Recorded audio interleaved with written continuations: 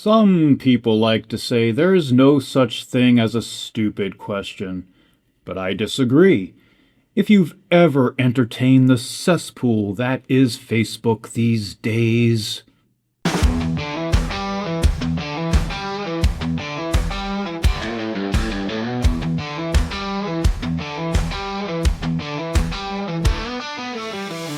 Hello everyone, and welcome to another episode of Noah's Snark. I'm Atheist Josephina, aka AJV, and today I'm tackling some questions that come from the pages of Atheism United and Christians and Atheists Exploring the Big Question on Facebook.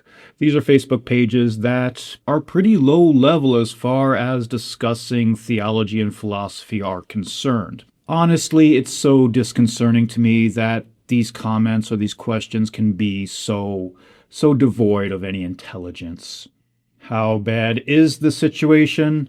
Well, let's dive right in.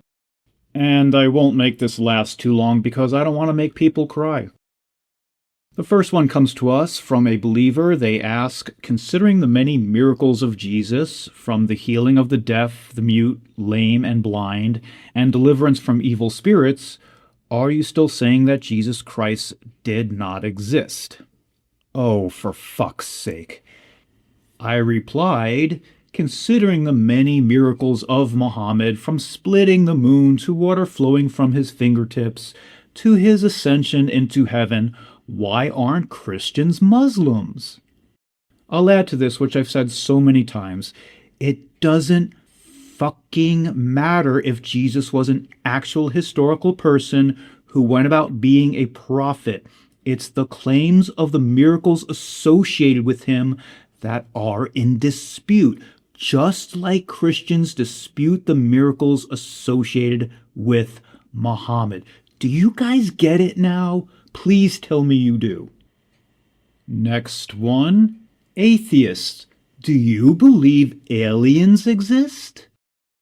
I don't know how this is relevant to the question of God. I would say probably, given the enormity of the universe, but you're not asking why this matters. What does it matter? What does it have to do with theology? And, of course, they never answered me. Here's the next one. From an atheist, they asked the question, if heaven is such a great place and God has a master plan, why do Christians go through medical treatments to save their lives? Okay, I'm not sure this is really a stupid question. Maybe it is because I think it has a simple answer. My pop psychology answer would be that believers don't actually believe, or they're not willing to bet on their alleged belief that heaven is real. None of us are absolutely certain what happens when you die.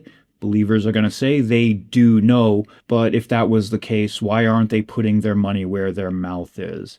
We could get deep into the weeds about the psychology of religious belief, but that would take a long time. Like I said, that's my pop psychology answer. The next question from a believer. Dear atheists, why do you only ask Christians about the morality of the flood or the killing of Egyptian firstborns, events from a book whose accuracy or divine inspiration you do not believe in, and never about the morality of abortion? Okay, I can't speak for all other atheists, but I do think about the morality of abortion, as I'm sure many of my brethren do. I'm not going to get into the morality of abortion right now because if I did, we'd be here all day. And maybe I will tackle that subject someday. That is, how do atheists tackle the question of abortion, or what we think about abortion from a secular viewpoint? I think you'll get a lot of different answers to that, which illustrates to me that this person hasn't asked any actual atheists about their thoughts on this topic. But maybe they don't know any actual atheists, and so this is the forum they've chosen to ask the question. Maybe it's not a stupid question after all, so I apologize. At any rate, we ask about the morality of the Bible because you have a God therein that is dictating, that is prescribing genocide, which for most of us appears intuitively immoral, which illuminates the problem with divine command theory that dictates of God being good simply because he commands them. We have a big problem with that, so that's why we bring that up. This next one is a little bit toothy. For the atheists out there, do you ever worry, what if I'm wrong? Do you ever worry that maybe the billions of humans who believe in God and can't prove it, but can feel his presence, aren't suffering from some sort of worldwide mass delusion? What happens when you die? Do you just cease to exist and that's the end? Do you truly believe life formed randomly on its own from non-living matter? Why can't modern science replicate life? There's a lot of questions to answer here. The answer to the first few questions, we're not doing Pascal's wager anymore. I don't know if you got the memo. We're not doing this thing where you're basically asking non-believers to believe just in case. Because we could easily turn this around on you. What if you're wrong and you've chosen the wrong religion? I'm simply baffled how this question doesn't occur to most believers. Like the question applies to non-believers, but somehow not to you and your religion? GTFOH. Find out what it means to me. To answer the life-forming questions is obviously coming from somebody with no education in science. First of all, you're going to have to define life. The best scientists and philosophers can't agree on that definition, but you, some uneducated rando on Facebook, you know the definition of life. Sure. As to why modern science can't replicate it, well, here's the thing about modern science. Everybody thinks modern science should have all the answers to everything, not understanding that our knowledge base, our science is in its infancy when you consider how far into the future humanity is going to exist. By the way, NASA's OSIRIS-REx mission, this mission to an asteroid to take a sample, we've discovered organic molecules, including amino acids, water-rich minerals, and DNA/RNA precursor components, that being ribose and glucose, on the asteroid they took the sample from, asteroid Bennu. These findings suggest asteroids contain the fundamental building blocks of life and may have seeded life on early Earth.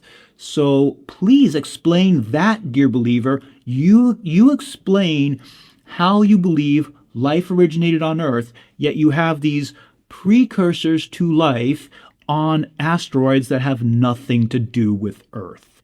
Ugh. This last question, I don't know if this comes from an atheist or a Christian. Which atheist or Christian movie have you found the most entertaining in your life? There are no explicitly atheist movies I'm aware of, even though some atheists answered with Kevin Smith's Dogma, but that's not really an atheist movie. It simply challenges how people think of the Bible.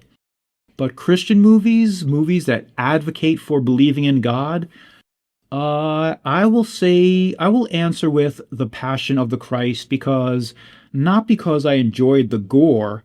I'd snuck into that movie to watch it because I certainly was going to pay for it. I wasn't going to put money in Mel Gibson's pocket. When that movie was over, after Jesus had been violently tortured to death, everyone cheered and clapped. And that to me highlights how dangerous religion is. That a man getting violently tortured to death is a good thing. And perhaps that phrase is redundant. Yeah, I know that Jesus did it for us. But guess what? His sacrifice didn't change anything for how we experience life on Earth. So it's crazy to me that people celebrate torture in any way, shape, or form. The movie was entertaining to me, and maybe that's not the right word. It was intriguing to me that it reaffirmed my general disgust with some groups of people and how people will say they're pro-life, but at the same time celebrate torture. Okay, that's all I got for you guys today. I hope you enjoyed listening to this, and I would like to hear how some of you would answer these questions. Of course, some of these answers could be long winded. If I had more time, I would certainly elaborate on my answers. But for now, that's my short answers to these dumb questions between Christians and atheists. Hope you enjoyed. If you did, like and subscribe. I'll see you next time.